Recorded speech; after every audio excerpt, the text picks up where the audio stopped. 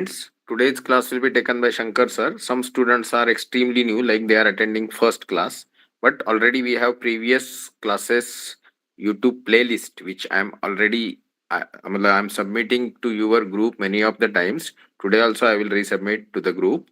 So presently you can just go ahead with sir's class. He will be continuing for hour. Or he speaks in Hindi, English both. So it is. If you have any issues, you can just message me. Accordingly, modifications will be done for the next class. Thank you so much, sir. Please continue. Okay, sir. Okay, so we have already started chapter 5th, that is vectors, और उसमें हमने दो तीन topics already cover कर लिए हैं. And in today's class we are going to start a new topic, that is section formula. ठीक है, तो सेक्शन फॉर्मूला में हमारे पास यहाँ पे दो थ्योरम्स है. तो we'll see one by one कि ये दो थ्योरम्स क्या है और इसे हमें किस तरीके से यूज करना है while solving the problems. So I'll read the theorem fifth, that is section formula for internal division. So let us say A and B be any two points in the space and R be the point on the line segment AB, dividing it internally in the ratio ms to n. So see, if you see this figure, we have a line segment AB and there is one point R, and the point R is dividing this particular line segment in two parts, and the ratio of those two parts is ms to n. तो ये हमारा statement हुआ. Then the vector r is equals to m into b plus n into a divided by m plus n. अभी देखो यहाँ पे ये जो small r है, small r is the vector that originates from origin or the point O and it ends at point r. ठीक है, हमारा जो वेक्टर a है small a, so small a originates at O, ends at A, and the small vector b originates at point O or the origin if we say, और ये end होता है point B पे. ठीक है, तो यहाँ तक आई होप कि आपको समझ में आ गया होगा. And then if we had to find out this vector r, so the vector r would be m multiplied with small b plus n multiplied with small a divided by m plus n. अभी ये m और n क्या है?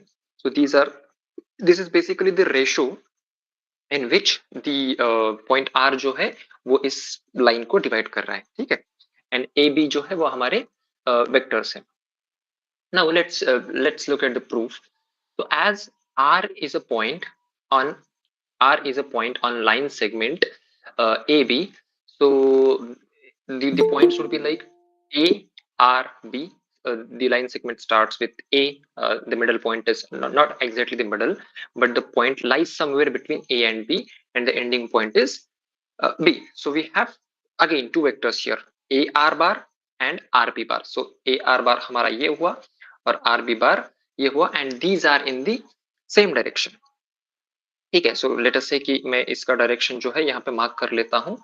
So this is the direction for both the vectors, right, from A to B. Now AB by RB is equals to ms to n, जो कि हमें यहाँ पे दिया गया है. तो वी कैन कंक्लूड कि n into AR is equals to m into RB. I hope यहाँ तक आपको समझ में आ गया है. As m into RB and n into AR have same direction and magnitude, so we can write it as m into RB is equals to n into AR. Why? Because see, these are collinear vectors, right? जब हम AR और RB की बात कर रहे हैं, so these are collinear vectors and these are in the same direction. Okay, so we can write it as m into RB is equals to n into AR, जहाँ पे m और n जो है वो कोई भी दो स्केलर्स है. ठीक है, हमने कुछ प्रीवियस थ्योरम्स में देख रखा है कि अगर दो वेक्टर्स कोलिनियर है, सो एक वेक्टर जो है वो दूसरे वेक्टर से कुछ कुछ मतलब कुछ पॉइंट्स में या फिर कुछ स्केलर्स का मल्टीपल हो सकता है, राइट. सो यहाँ पे m और n जो है ये दो अलग अलग स्केलर्स हैं.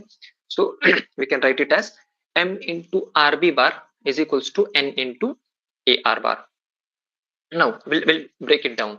देखो, RB bar is equals to OB bar minus OR bar. अभी ये कहाँ से आया? See, now we are learning this RB bar.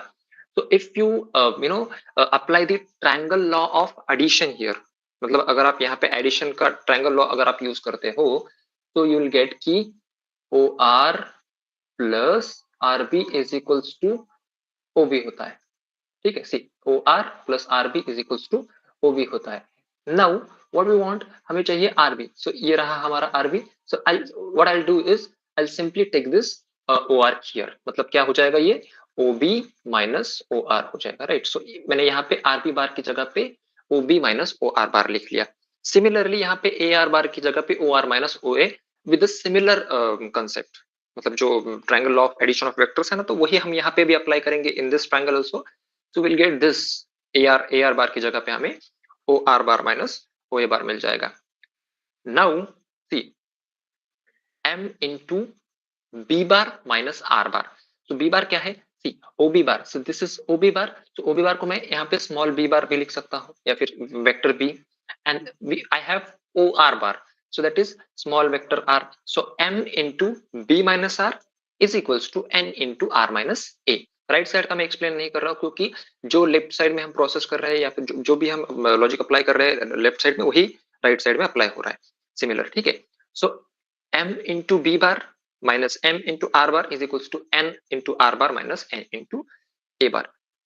So what I will do is कि ये जो यहाँ पे n a बार है, so I take it on the left side, m r bar को मैं राइट साइड में ले जाऊंगा। So I'll get this mb bar plus na bar is equals to mr bar plus nr bar, and if I have to take like m plus n common, और मैं इन दोनों में से r को common ले लूंगा, सॉरी मैं यहाँ पे r कॉमन ले रहा हूँ और m plus n को मैं यहाँ पे ब्रैकेट में पुट कर रहा हूँ, ठीक है। सो I'll have सी यहाँ पे r बार है, यहाँ पे mb बार प्लस na बार है, and here I have m plus n। So मैं इस m plus n को यहाँ पे, since it is in multiplication here, I'll transfer it here and it will be in uh, division या फिर denominator, ठीक है। So r bar is equals to, we'll get this one, ठीक है।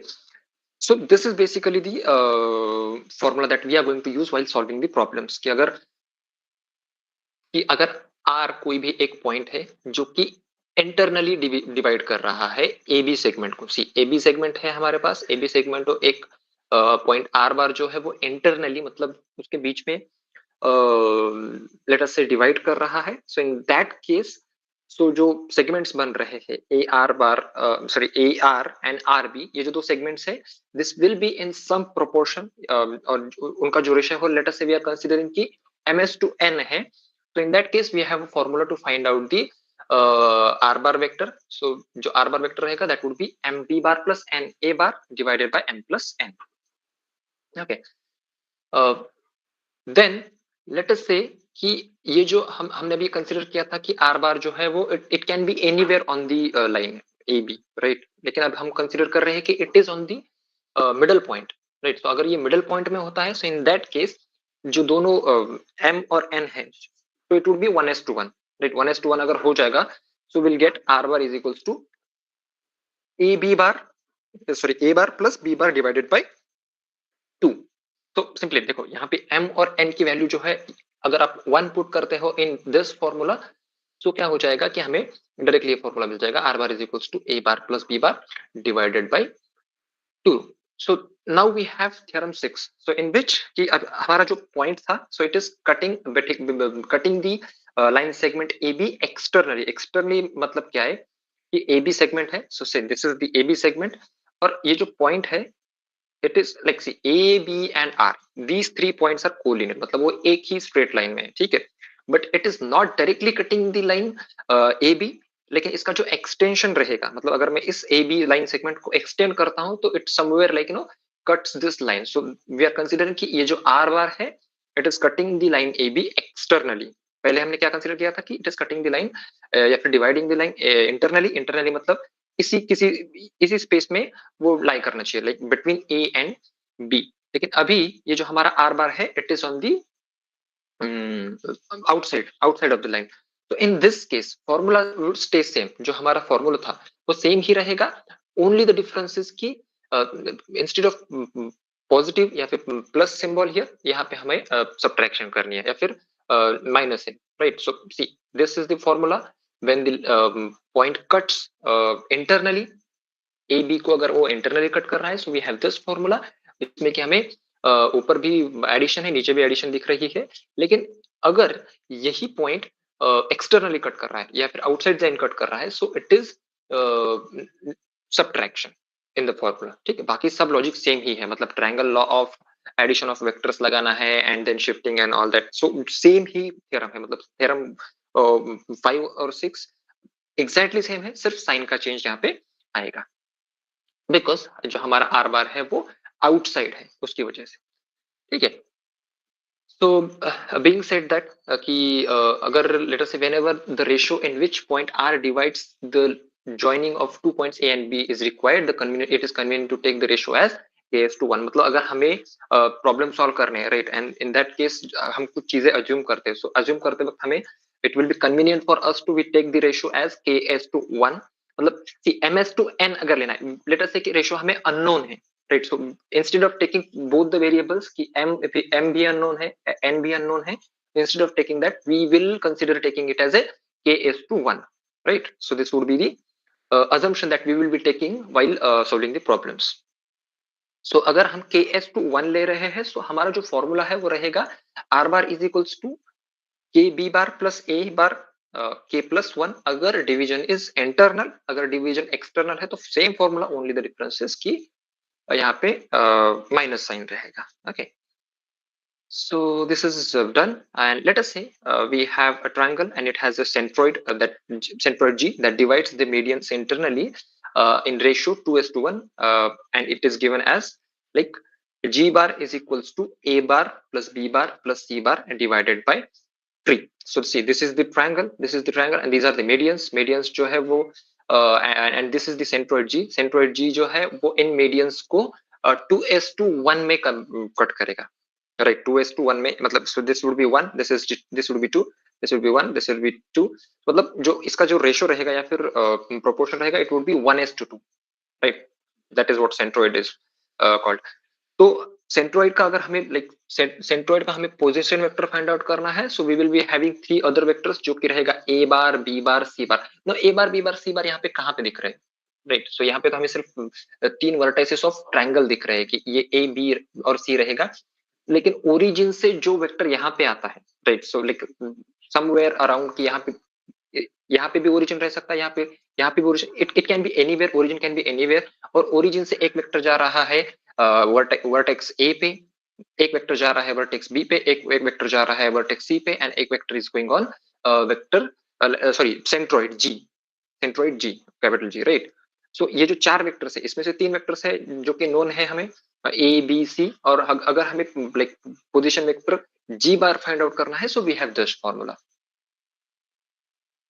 Okay, then there's one more figure given here. It is tetrahedron ABCD, and it has centroid G, divides the line joining the vertex of tetrahedron to centroid of the opposite triangle in the ratio 3:1, and it is given by G is equals to A bar B bar C bar plus D bar divided by 4. So tetrahedron is basically a structure की इसमें 3 face रहते हैं, triangle shape के 3 face, sorry 4 face रहते हैं, and it has 4 vertices, 4 vertices है, 4 faces है, and I would say कि 1 2 3 4 5 और 6 इसके एजेस रहेंगे, राइट, और जो वर्टाइसेस है, so this is first, second, the fourth one, and the third one and the fourth one. D is not visible, since that is why it is drawn in a dotted line, ठीक है।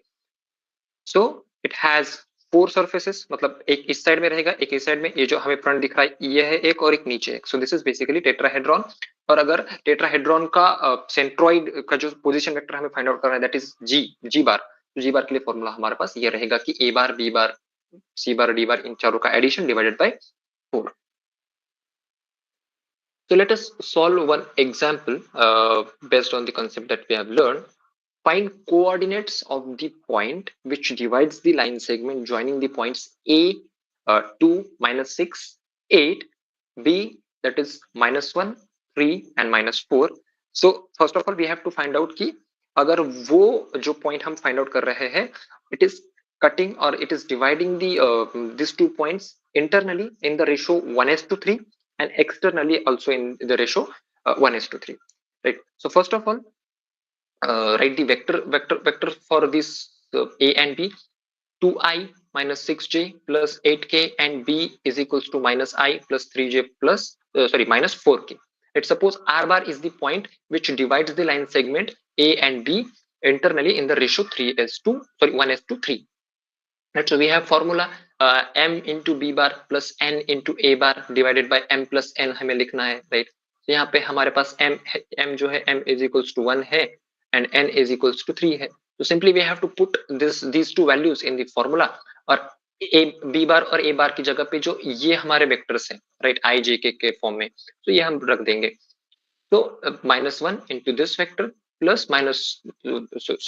3 into this vector divided by 4. Now ये 4 1 plus 3 4 होता है, right? Then we have r is equals to 5i plus 5i minus 15j plus 20k divided by 4. So basically यहाँ पे हमने इन दो vectors की एडिशन की है. We have already seen कि किस तरीके से एडिशन करते हैं हम. मतलब जो i वाले रहेंगे वो i के साथ में ऐड हो जाएंगे, जो j वाले रहेंगे वो j के साथ में ऐड हो जाएंगे, जो k वाले हैं वो k के साथ में ऐड हो जाएंगे, right? And this is how we got the coordinates of the point r, and the coordinates are 5 by 4 minus 15 by 4 and 5. कैसे हुआ? क्योंकि यहाँ पे डिवाइड में 4 है, तो विल डिवाइड दिस लाइक हर एक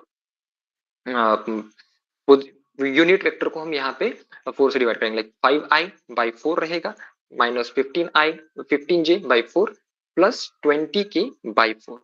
So these are the coordinates of point which is dividing the line segment AB internally.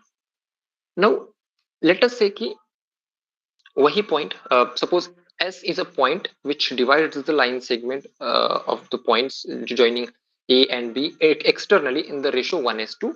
अभी वो externally divide कर रहा है, right? So externally की सिर्फ formula में एक change है, that is we have to take the subtraction sign here, minus sign यहाँ पे लेना है, and the rest procedure is same, and this is the coordinates of the point that we are looking for, जो कि हमें externally हमारे line segment को यहाँ पे cut कर रहा है. Now there is one more solved example, and this is very interesting example. यहाँ पे हमारे पास see, we have 3 points A, B, C, and these 3 points are collinear, right? तो अभी फाइंड आउट क्या करना है हमें कि the ratio in which point C divides the line segment AB and the values of P and Q. देखो यहाँ पे अभी we have not यहाँ पे हमें डायरेक्टली नहीं बताया गया है कि whether the point is the point C is cutting the line segment AB internally or externally, ये हमें पता नहीं है. सिर्फ इतना बताया है कि A, B, C जो है वो कोलिनियर है. अब उनकी जो सीक्वेंस क्या है ये नहीं बताया कि whether A is first, B is first or C is first. And also if you observe point A and point B, so there is also an unknown variable P and Q, वो भी हमें नहीं पता है, right? So ये दो चीजें हमें नहीं पता है. So let us find out कि किस तरीके से हम ये जो सारे वैल्यूज है फाइंड आउट कर सकते हैं. सो लेट अस से कि A is 3i plus 2j plus pk and B is equals to qi plus 8j minus 10k and C is equals to minus 2i minus 3j plus k. Suppose the point C divides the line segment AB in the ratio T:1. तो हम यहाँ पे consider कर रहे हैं कि जो point C है वो लाइन सेगमेंट ए बी को कट कर रहा है and it is cutting let us say internally. तो in that case we will consider the ratio as T:1. So हमारे पास m और n के वैल्यूज मिल जाएंगे, राइट? और a और b के वैल्यू तो ऑलरेडी है ही, और c का भी हमारे पास वैल्यू है. Then the section formula would be, अभी हमने कंसिडर किया है कि इट इज कटिंग इंटरनली, ठीक है? That's why we are taking plus here. Now c बार is equals to T into B bar plus 1 into A bar divided by T plus 1. I hope this formula will be very much clear कि आप लोगों को ये formula अच्छे से समझना चाहिए कि मैंने यहाँ पे T क्यों रखा है और 1 क्यों रखा है. Because we are considering the ratio MS:1 जो है उसकी जगह पे हमने TS:1 कंसिडर किया है. और हमने लेकिन थ्योरम 5 के नीचे देखा था कि जब भी हम अननोन वेरिएबल्स फाइंड आउट कर रहे हैं या फिर जो प्रोपोर्शन है वो हमें पता नहीं है, तो in that case we consider it as K:1. So instead of taking it as a K:1 we are taking it as a T:1 just to ensure कि ये जो हमारा K है उसके साथ में हमारा मिक्सअप ना हो जाए, राइट? हर एक यहाँ पे इसमें थर्ड इसमें k है, so instead of taking we are taking t here. Now put all the values. c का वैल्यू क्या है? c का value is this 2i minus 2i minus 3j minus k. No, it is plus k, sorry. So I put here t into b का value रख दिया plus 1 into ए का value रख दिया एंड t प्लस 1 यहाँ पे मैंने लिख दिया, राइट. नाउ t प्लस 1 जो है मैंने इसको यहाँ पे सेंड कर दिया, so it will B multiplication with this and I'll multiply this t with the complete thing, then I will multiply this 1 with this complete bracket and I will add those. So add करने के बाद में देखो t cube plus 3 into I रहेगा, t cube plus 3 into I, then I have 8t, t into 8, 8t plus 2, 8t plus 2 into j रहेगा and then plus minus 10t minus 10t plus p into k रहेगा. I hope this is pretty much straightforward, right? Then what I will do is I will multiply this t plus 1 with this complete bracket. So I have minus 2 into t plus 1 I minus 3 into t plus 1 into j plus t plus 1 into k is equals to this whole thing जो हमने already solve करके यहाँ पे ऊपर के step में ही रखा था, कुछ भी चेंज नहीं है, सेम है, right. Now what we are doing is कि जो यहाँ पे i का कोएफिशिएंट है, राइट, यूनिट वेक्टर i के साथ में जो स्केलर मल्टीप्लाई हो रहा है या फिर यूनिट वेक्टर j के साथ में जो स्केलर मल्टीप्लाई हो रहा है तो हम कंपेयर करेंगे. मतलब यहाँ पे i के साथ मल्टीप्लीकेशन में है t cube plus 3 and on the left hand we have minus 2 into T plus 1. So ये और ये दोनों टर्म्स सेम रहेगा, right. So will put it here minus 2 into t plus 1 is equals to t cube plus 3. So this is our first formula. Similarly, minus 3 into t plus 1 is equals to 8t plus 2. These and these two terms are same. And finally, we have t plus 1 is equals to minus 10t plus p. So this is. Now, if we solve this formula, we'll get the values one by one. Right. Now, equation 2 gives. So equation 2 में देखिए. Equation 2 में मेरे पास क्या है 3t minus 3 is equals to 8t plus 2 है, right. So I'll take this to here, I'll take this to here. So minus 3 minus 2 is to be minus 5 and if I put this t here it will be 11t. So t is equals to मेरे पास रहेगा minus 5 by 11. So this is what we have found out, right. Minus t is equals to मेरा मिलेगा minus 5 by 11.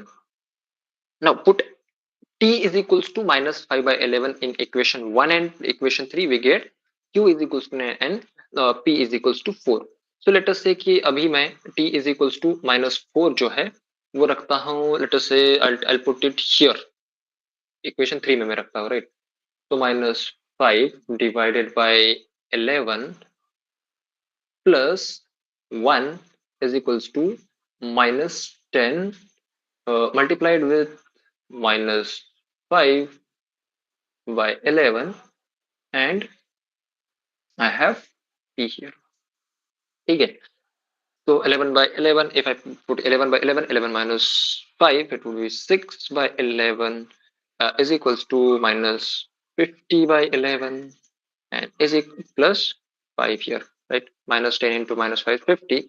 So if I get p is equals to, I think we should get 56 by 11.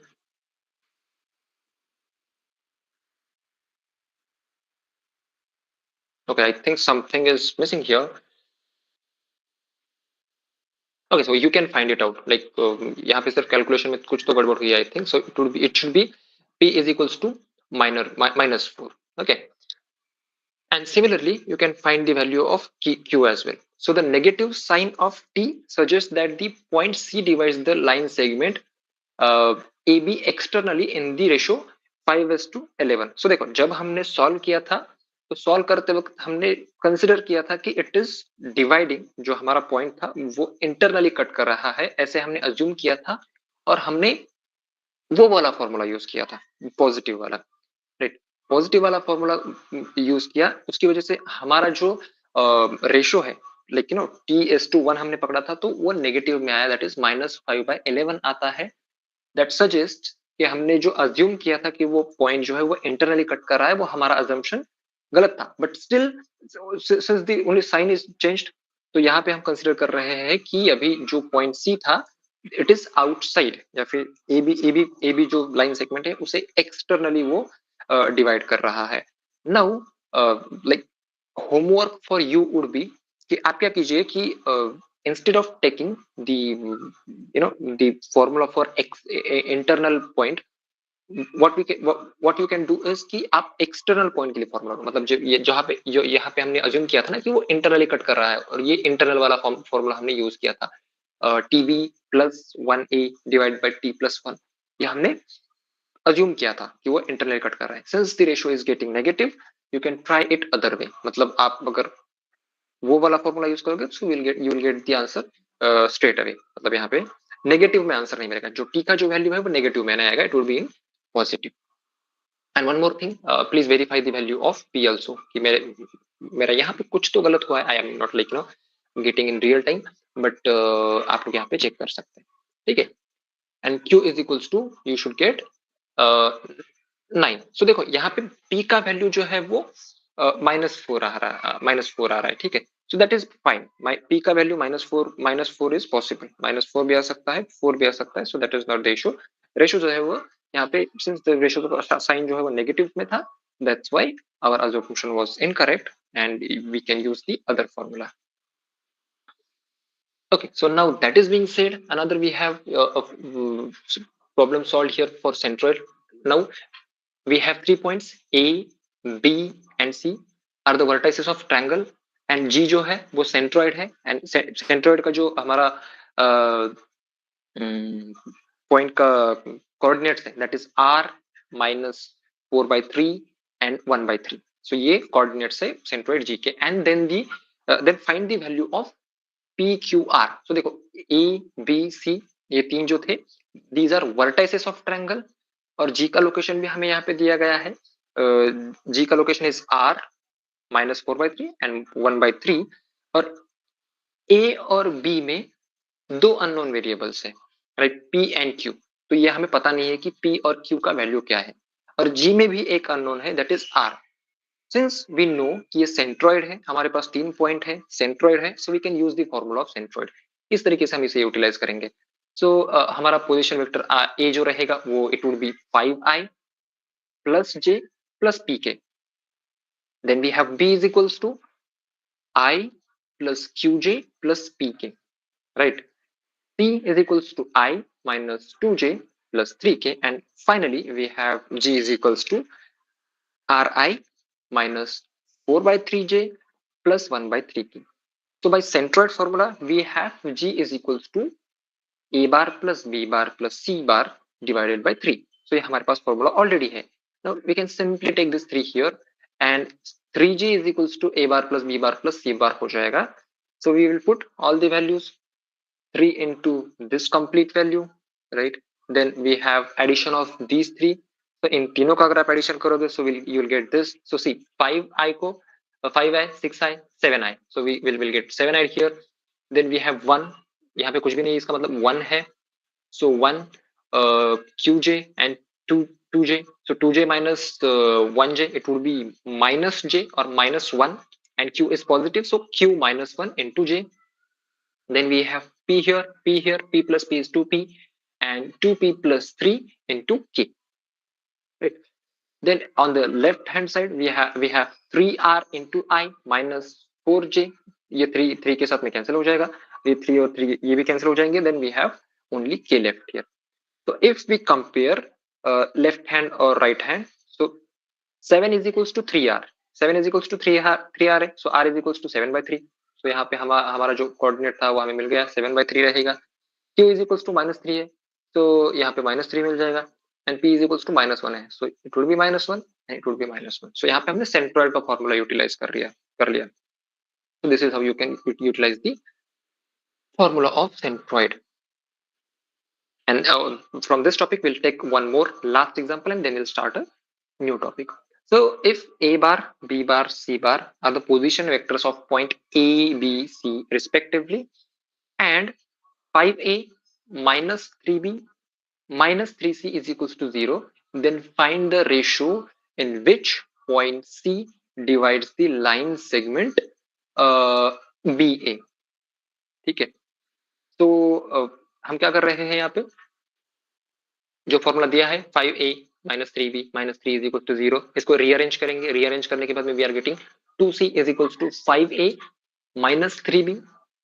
अभी c बार is equal to 5a minus 3b, ये 2 जो है वो divide में मैंने डाल दिया। अभी इस 2 को मुझे लिखना है 5/3, sorry 5 minus 3, so 5 minus 3 is equal to 2। So इस 2 को मैं 5 माइनस 3 लिखूंगा। क्यों लिखूंगा मैं, because see if you see this formula, तो it matches with the formula of a point cutting the line segment externally, right? So the ratio जो है वो रहेगा ms/m, और यहाँ पे m की वैल्यू जो है वो है 5 and n की वैल्यू जो है वो है 3। so we had to find the ratio only, right? a bar, b bar, c bar in vector से हमें ज्यादा कुछ लेना देना है नहीं, we were only interested in finding out the ratio, or by comparing the formula we can conclude that the ratio would be 5:3. Okay, so let us start a new topic now. Let me scroll down. बाकी के जो problems भी है, सो ये basically ये दो theorems पे based ही है। जो फिफ्थ थ्योरम और सिक्स्थ थ्योरम हमने सीखा है, तो उसी पे बेस्ड बाकी के प्रॉब्लम्स भी रहेंगे। नाउ हमने एडिशन ऑफ वेक्टर्स सीखा है, सब्ट्रैक्शन ऑफ वेक्टर्स भी हमने सीखा है। Now will learn product of vectors. Okay, so basically multiplication of vectors. So we'll call it as a product of vectors. So product of the two vectors is defined in two different ways. One form of product results in a scalar quantity, while the other gives the vector quantity. Let us study these products and interpret them geometrically. So product दो type के हो सकते हैं. It can be like the result can be a scalar quantity, and the result can also be vector quantity. So uh, we'll learn both of the products one by one. So angle between two vectors. So when two non-zero vectors a bar and b bar are placed such that their initial position coincide, they form angle theta of measure that ranges between 0 to 0 to pi, and this is the range of angle. मतलब या तो zero रह सकता है, उन दोनों में से जो उन दो वेक्टर्स में जो एंगल है वो जीरो रह सकता है, या फिर it can be maximum that would be pi. तो angle between A bar and B bar is also denoted as this, ये जो सिंबल है, so this denotes the angle between a bar and b bar. The angle between the collinear vectors is zero if they point in the same direction, and pi if they if they if the direction is opposite, then the angle would be pi. मतलब see, let us say this is the one vector, this is another vector. So ये दो vector जो है वो these are collinear, and these are in the same direction, so इनमें कुछ angle है ही नहीं, right? So it would be zero. Now scalar product of two vectors. So first of all we'll learn कि scalar product क्या होता है.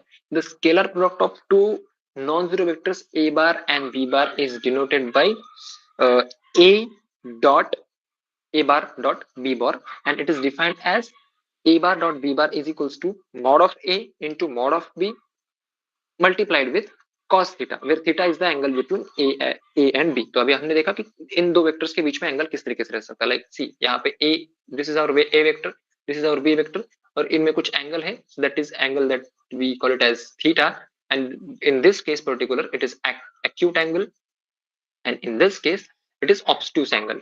ठीक है, now we'll put the value of angle here in this formula जब भी हम product find out करेंगे. So angle would be needed here. Here we will need the magnitude of vector a, magnitude of vector b, और हमें cos theta को उसके साथ में multiply करना है. Now a dot b is a real number, that is it is a scalar. For this reason the dot product is also called as scalar product. So जो scalar product है उसको हम डॉट प्रोडक्ट भी बोलते हैं और scalar product भी बोलते हैं.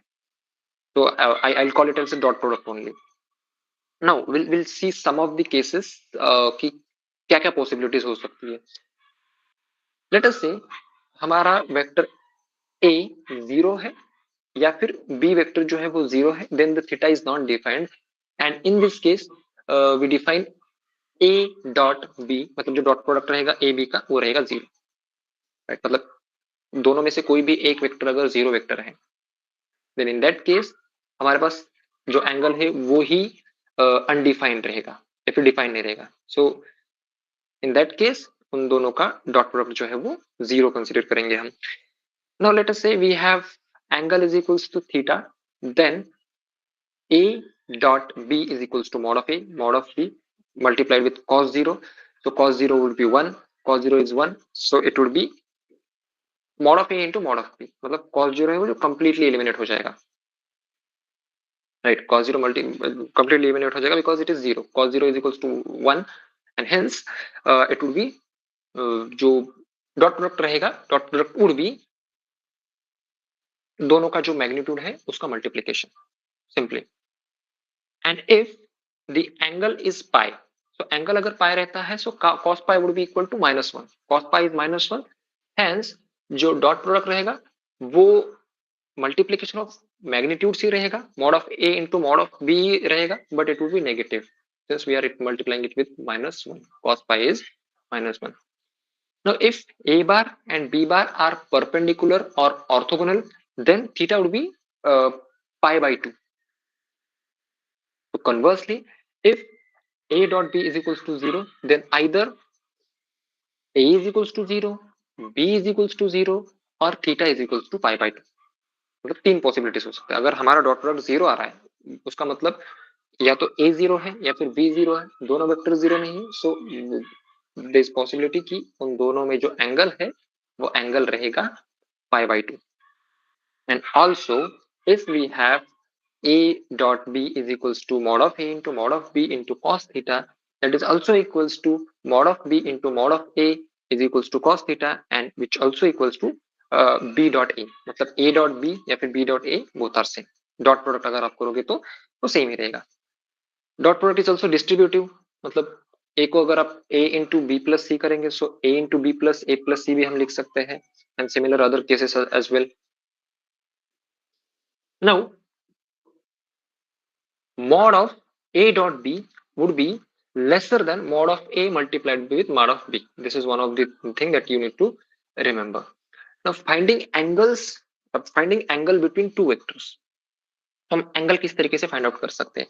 तो एंगल थीटा, थीटा का जो वैल्यू है वो रेंज करेगा 0 से लेके पाई तक, 0 से लेके पाई के बीच में वैल्यू रहेगा.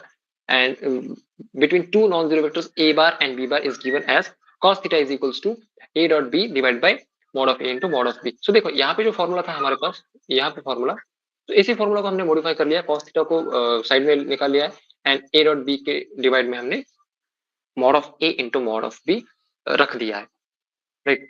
Now if we have to find out cos theta, sorry theta only, so in that case what we can do is कि cos इनवर्स, दोनों का cos इनवर्स अगर हम लेते हैं, like this side का भी और this side का cos इनवर्स लेते हैं, so cos inverse and cos would be cancelled, the theta would be remained here and theta would be equal to cos inverse of a dot b divided by mod of a into mod of b. So see this is मतलब थोड़ा सा complicated दिखने में दिख रहा है, like यहाँ पे हम कुछ कॉस इनवर्स कर रहे हैं and whole lot of stuff is going on, but जब हम प्रॉब्लम सॉल्व करेंगे so it would be very easy. Okay, मतलब या तो हमें डॉट प्रोडक्ट फाइंड आउट करना है या फिर एंगल फाइंड आउट करना है. सो यही दो टाइप के क्वेश्चंस यहाँ पे मोस्ट ऑफ द टाइम्स आ जाएंगे. Now if theta lies between pi by 2 and 0, then cos theta is equals to, it would be greater than 0. cos theta का जो वैल्यू है वो ग्रेटर देन 0 रहेगा एंड जो डॉट प्रोडक्ट है वो भी हमारा ग्रेटर देन 0 रहेगा, राइट. मतलब 0 से लेके पाई के बीच में, पाई बाय 2 के बीच में अगर एंगल है तो हमारा डॉट प्रोडक्ट जो है वो पॉजिटिव आएगा. इफ हमारा एंगल पाई बाय 2 है देन जो डॉट प्रोडक्ट है वो 0 आएगा. And if the angle between these two vectors, these two non zero vectors, अगर वो पाई बाय 2 और पाई के बीच में, ओके, या फिर ऑब्ट्यूस एंगल है, तो in that case the dot product will be negative, मतलब 0 से कम रहेगा। In particular, scalar product of I, J, K vectors are I into I, J into J and K into K is equals to 1 रहता है। मतलब I को I के साथ में मल्टीप्लाई किया 1 आएगा, I को J के साथ में मल्टीप्लाई किया 1 आएगा, K को K के साथ में मल्टीप्लाई किया 1 ही आएगा। So I, J, K are basically unit vectors। अगर हम I को J के साथ मल्टीप्लाई करते हैं या फिर J को K के साथ मल्टीप्लाई करते हैं या फिर K को I के साथ मल्टीप्लाई करते हैं, बेसिकली किसी भी दो डिफरेंट यूनिट वेक्टर्स को अगर हम मल्टीप्लाई करते हैं या फिर डॉट प्रोडक्ट उनका करते हैं, सो it would B 0। Now why it would B 0? Think about it for a second. Why it would be 0? Because I, J and K, ये जो तीन वेक्टर्स हैं, ये तीन वेक्टर्स अगर आप इमेजिन करो, these are unit vectors and these are basically lie alongside the axis x, lie on the axis, not alongside, lie on the axis x, y and z respectively। मतलब x जो है वो I जो है वो x पे लाई करता है, j जो है वो k पे लाई करता है, j जो है सॉरी वो y पे लाई करता है, एंड जो यूनिट वेक्टर k है that lies on the axis z। तो ये तीनों जो एक्सिस है वो परपेंडिकुलर है एक दूसरे को, राइट, ये तीनों एक्सिस परपेंडिकुलर है एक दूसरे को, and angle between any two, मतलब अगर आप x और y के बीच में अगर आप एंगल फाइंड आउट करेंगे तो it will B pi by 2, 90 degree angle, right. उसी तरीके से अगर आप y और j के बीच y और j के बीच y और z के बीच में अगर आप एंगल फाइंड आउट करेंगे, so it will be again 90 degree. Late us से ये मेरा y है, ये मेरा z है, राइट, सो एंगल 90 डिग्री आता है, तो हमारा डॉट प्रोडक्ट जो है वो 0 आता है। सो दैट इज व्हाई कोई भी दो अगर different dot sorry different unit vectors है, आई जे है या फिर जे के है या फिर के आई है, तो उनका जो डॉट प्रोडक्ट आता है वो 0 आता है ना। कन्वर्सली अगर आप इफ यू थिंक हियर, इनका डॉट प्रोडक्ट 1 क्यों आता है फिर? तो एंगल जो है वो 0 आएगा यहाँ, मतलब आई इंटू आई अगर आप कर रहे हो, सो जो पहला आई है वो भी एक्स एक्सिस पे लाई कर रहा है, जो दूसरा आई है वो भी एक्स एक्सिस पे लाई कर रहा है, and in that case the angle between them would be 0, and if the angle is 0 then cos theta, like theta would be 0 and cos 0 is 1, and that is why the the basically the dot product will be 1 here, right? Let's move forward. The scalar product of vectors a, so a में देखिए हमारे पास क्या है, a1i a plus a2i a2j plus a3k and b is equals to b1i plus b2j plus b3k। अगर इनका हम dot product करते हैं, so dot product will be simply a1 into b1 a2 into b2 and a3 into b3। ऐसा क्यों होगा? तो देखो अगर हम like if we had to do a simple multiplication, जो हमारा नॉर्मल वाला मल्टीप्लिकेशन रहता है वो अगर हम करेंगे, तो इसको हम इसके साथ में मल्टीप्लाई करेंगे फर्स्ट, राइट। तो इसको अगर हम फिर से इसके साथ में मल्टीप्लाई करेंगे and thirdly we will multiply with this, लेकिन if you see I into J 0 हो जाएगा, आई इंटू के 0 हो जाएगा, सिर्फ आई इंटू आई जो है वही 1 रहेगा, so दैट्स व्हाई वो 1 हो जाएगा, आई इंटू आई 1 हो जाएगा, and simply we are left with a1 into b1। Similarly अगर आप a2 को मल्टीप्लाई करेंगे, a2 को फर्स्ट ऑफ ऑल इसके साथ में मल्टीप्लाई करेंगे, देन इसके साथ में एंड देन इसके साथ में, राइट। तो j इंटू आई 0, a2 into b2 j into j 1, सो a2 इंटू b2 रहेगा खाली, और a2 into j a2j into b3k, सो k इंटू j ये अगेन 0 हो जाएगा, सो इट विल बी ये भी 0 हो जाएगा, राइट। तो similarly we are only left with a2 into b2। Similarly third के लिए भी तीनों के साथ में मल्टीप्लाई करें, इन दोनों के साथ में तो 0 हो जाएगा, लेफ्ट विद दिस, तो k इंटू k 1 हो जाएगा एंड a3 इंटू b3। मतलब हमारे पास कोई भी अगर दो वेक्टर्स ए और बी दिए हैं, मतलब ए आई जे के फॉर्म में, तो what we have to do कि आई के जो कोएफिशिएंट्स है या फिर आई के जो स्केलर्स है जो मल्टीप्लाई कर रहे हैं आई के साथ में, उन्हीं को मल्टीप्लाई करना है, प्लस जो जे के साथ में मल्टीप्लाई जो जे के साथ में है उनको मल्टीप्लाई करना है, प्लस जो के साथ में उनको मल्टीप्लाई करना है, तीनों का एडिशन करना है। That's it. So this is how we find the dot product. And cos theta would be equal to cos theta की अगर हम वैल्यू फाइंड आउट करें, so a डॉट b तो हमें मिल ही जाएगा, a डॉट b हमारे पास है already, and we have to find out magnitude of a and magnitude of b. Now you must be knowing very well कि magnitude हम किस तरीके से फाइंड आउट करते हैं. अगर किसी भी वेक्टर का मैग्नीट्यूड फाइंड आउट करना है, सो उसके जो स्केलर्स है like a1 b1 sorry a1 a2 a3 in this case, इन तीनों का स्क्वायर करो, उनके एडिशन करो एंड उस एडिशन का स्क्वायर रूट फाइंड आउट करो. Similarly for b also. So this is how this is the formula for cos theta. This is the formula for a dot b. Okay. So okay, we have projections now. Let me take this quickly, and then we will maybe solve one or two questions. Now, what is projections? PQ and PR represents the vector A and B. Let me zoom it out a bit so that you will be able to see possibly. Okay, let me read this line and then we will be able to see the diagram itself. Now PQ and PR represents vector A and B with initial point P. If M is the foot of perpendicular from R to the line containing PQ, then PS is called the scalar projection of B bar on A bar. We can think of it as a shadow of B bar on A bar when the sun is overhead. तो जो मैंने पढ़ा वो मैं आप अभी यहाँ पे इस फिगर में समझाता हूँ कि देखो मेरे पास दो वेक्टर्स हैं, एक है पी आर, एक है पी क्यू. इसे मैं कंसिडर कर रहा हूँ ए बार, इसे मैं कंसिडर कर रहा हूँ बी बार. ठीक है.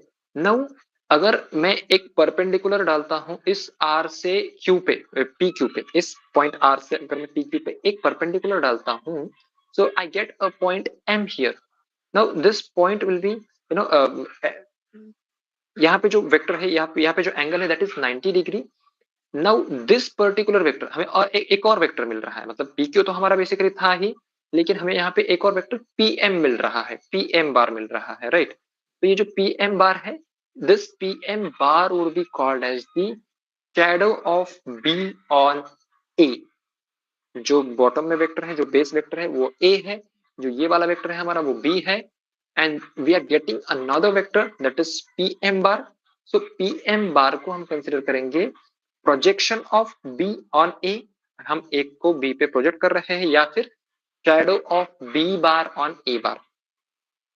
तो ये जो शैडो है या फिर जो प्रोजेक्शन है, इसका वैल्यू क्या रहेगा वो हम अलग से फाइंड आउट करेंगे. लेकिन basically so this is in this case also, अगर वेक्टर हमारा एंगल जो है वो ऑब्ट्यूस एंगल है, तो शैडो जो है वो अदर साइड पे पड़ेगा. लेकिन again we will have some shadow, we will have some other vector as well. So see this is हमारा P Q, this is P R, and we are getting this vector that is P M bar. And ये P M bar जो है वो this is also a shadow vector और projection of B on A. Although A जो है हमारा इस side में है, राइट, जो शैडो है वो अलग डायरेक्शन में पड़ रहा है, but that is a different case altogether, right. Let us find out कि किस तरीके से हम इस जो shadow vector P M bar है हमारा, पी एम बार किस हाथ में, पी एम बार जो है उसको हम किस तरीके से फाइंड आउट कर सकते हैं. Now the scalar project, the scalar, okay, PQ, then PS is called the scalar projection of B on A. I don't know why it is written as S, but since we have taken the point M here already, we'll consider it as a PM bar. Okay, so जहाँ पे या फिर ये किताब में दिया है इसके लिए यहाँ पे S ही रखते हैं, हम इसको S कर देते हैं, राइट. जो M लिखा है M की जगह पे हम इसे S लिख देंगे. Now scalar projection of B on A, उसको हम लिखेंगे P S bar is equals to B bar cos theta, that is equals to A bar into B bar and multiplied by cos theta divide by A bar. Now scalar projection of B bar on A bar. Okay, so it is b bar cos theta. So b bar cos theta is basically why it is b bar cos theta. B bar cos theta because okay, let the scalars projection of b bar on b bar. A bar.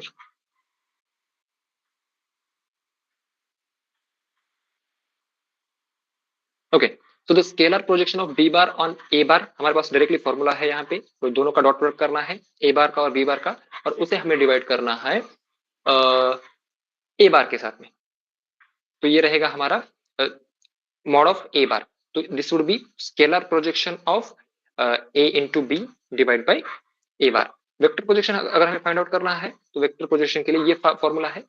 अगले class में हम ये formula किस तरीके से आया, ये formula किस तरीके से आया, ये दोनों चीजें सीखेंगे एंड उस पे जो प्रॉब्लम्स है वो भी सीखेंगे। लेकिन जो हमने ऑलरेडी यहाँ पे एक पॉइंट लिया है, right, dot product, so dot product का एक या फिर दो एग्जांपल जितना भी पॉसिबल है हम लेंगे and we'll conclude the today's class. Okay, so find dot product, that is a into b, if mod of a is equals to 3, mod of b is equals to root of 6, then the angle between a and b is 45 degree. तो angle है हमारे पास, mod भी है, मतलब उनका जो magnitude है वो भी है। All we have to find out is the dot product. Dot product का फॉर्मूला ये रहा a dot b is equals to mod of a into mod of b into cos theta. तो मॉड ऑफ a का value रखो, mod of b का value रखो, cos theta cos 45 is equals to root 2 by 2, right. So root 2 by 2 इसके साथ में हम multiply करेंगे, so will get this 3 under root 3, 3 under root 3 हमें यहाँ पे मिल जाएगा and that would be the dot product. मतलब वेक्टर a और b का डॉट प्रोडक्ट जो है वो ये रहेगा। Now we have a vector A, vector B, dot product find out करना है, एंगल फाइंड आउट करना है, स्केलर प्रोजेक्शन फाइंड आउट करना है, वेक्टर प्रोजेक्शन फाइंड आउट करना है। मतलब जो हमने अब तक जो भी सीखा वो चारों के चारों चीजें हमें यहाँ पे फाइंड आउट करती हैं। तो since we have to find out dot product में आपको याद रहेगा कि हम सिर्फ i के साथ में जो स्केलर है उसको i के साथ में मल्टीप्लाई करेंगे, j के साथ में j के साथ में मल्टीप्लाई करेंगे, k के साथ में जो है उसे k के साथ में मल्टीप्लाई करेंगे while finding the dot product.